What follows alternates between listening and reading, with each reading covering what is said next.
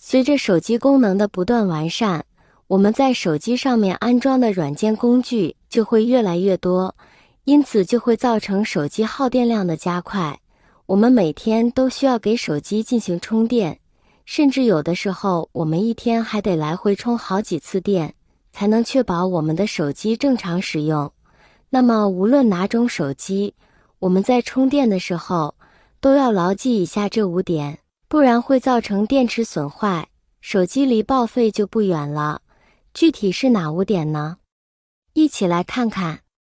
大家好，欢迎来到小明家魔法。第一点，不能电量耗尽再充电。很多人使用手机的习惯都是在电量红了之后，或者是倒计时关机之后，才想起来要给手机充电。有人认为把手机的电全部用完之后再充，对于手机来说是很好的。可实际上，很明确地告诉大家，把手机电量全部用完之后再给手机充电，这种做法对手机是非常不好的。一下子从几% 的电到80%、90%，或者是100%，这给电池带来的压力也是非常大的。现在使用的手机基本上都是锂离子电池，这种电池是有着一定的充电和放电周期次数的。不过这个次数并不是说必须要从0至100才算是一次。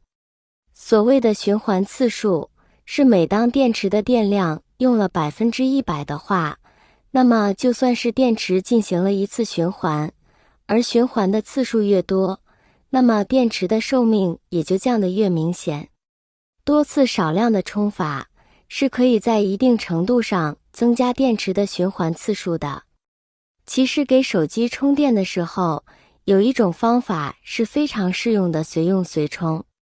也就是说，在你不用手机的时候，可以随手给它充上电，等到用的时候拔掉就可以了。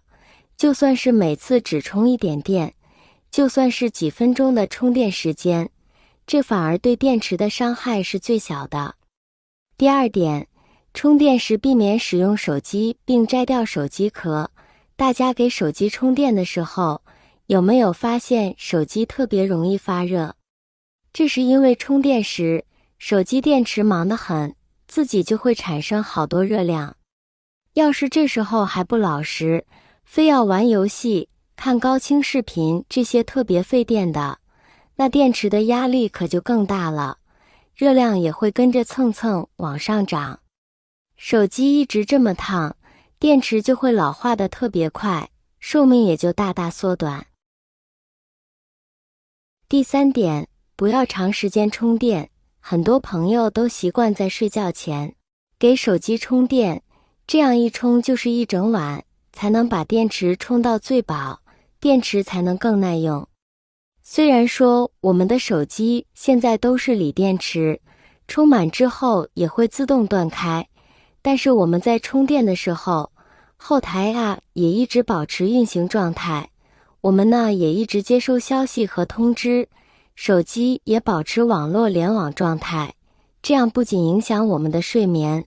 更会影响电池的续航时长。因为长期这样充电，手机在充满断电之后又会充电进入新一轮的电量消耗，手机电池就会进入充电和放电的循环当中，会严重缩短电池使用寿命。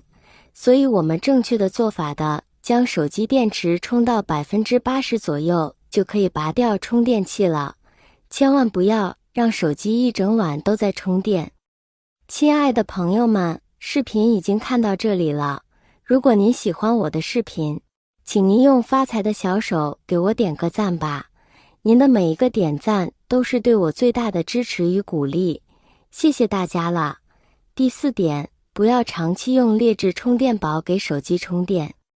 通常我们使用正规的充电宝充电，对手机电池是没有损害的，但如果经常使用劣质的充电宝，会减少手机电池的寿命，可能还会损坏手机里的其他元件。还有就是不要把充电宝和手机放在不利于散热的环境里充电，如果超过一定的温度就可能引发危险，虽然几率很小，但还是不建议在不散热的环境使用充电宝。第5点，不能先插手机。在充电的时候，大家有没有想过，到底是应该先插插座，还是先插手机这边的充电口呢？可能很少有人会注意这个问题，但这对于手机电池来说，也是一个很小的细节。正确的答案应该是，先把充电器插在插座上，然后再把另一端连接在手机上。这里面是有一些比较专业的知识的，因为我们的居民用电的电压是220伏，但是手机充电器的电压基本上都是5V 以内。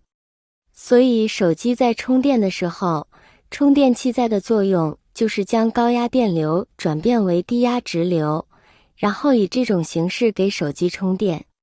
要是先把充电器插在手机这一端的话，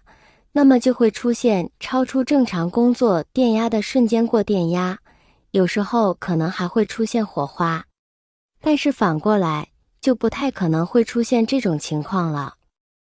而我们在拔充电器的话，那么是需要先把手机这一端的接口给拔掉的，然后再去拔插座上的充电器。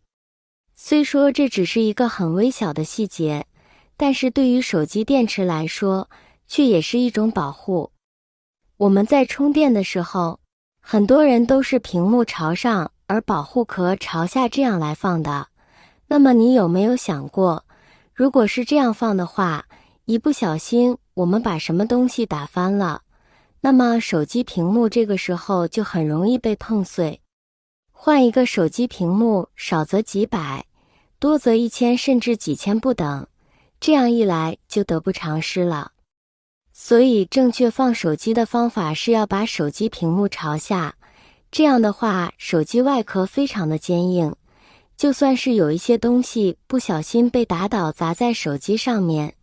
那么也不容易对手机造成伤害，因为手机背面都是金属壳，相比于手机屏幕，它要坚硬许多。你学会了吗？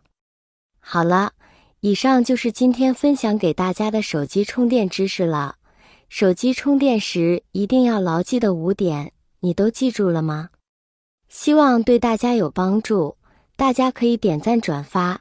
这样就能让更多的人知道，帮助更多的人。当然您有好的技巧或者见解，也欢迎在评论区一起留言交流。谢谢大家的支持，我们下期再见。